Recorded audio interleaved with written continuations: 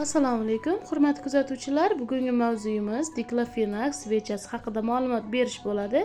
Bu svecha nima qiladi degan savolga keladigan bo'lsak, tug'ruqdan so'ng bo'ladigan og'riqlar, chop tushgandagi og'riq, chidolmaslik darajasiga boradigan og'riqlarga juda ham foydali hisoblanadi.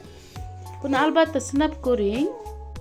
Rezultatini bittada sezasiz. Umuman zarari yo'q. Bu naborot ichingizdagi mikroblarni o'ldirishga yordam beradi, infeksiya tushishini oldini oladi.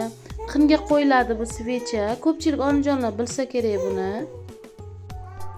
Har safar bitta tabletkasi bir kunga yetadi yo yetmaydi.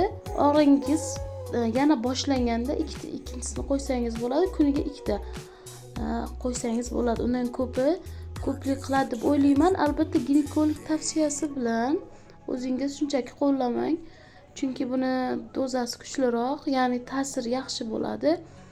Kimga qanaqa ta'sir qiladi bilmadim, lekin menga yaxshi foyda bergan. Ayniqsa endi tug'ruq jarayonidan so'ng odamning tanasi charchagan va og'riqlarga bolaga qarash kerak-ku. Qiynalsangiz ham o'sha vaqtda juda ham sizga bu kuch beradi.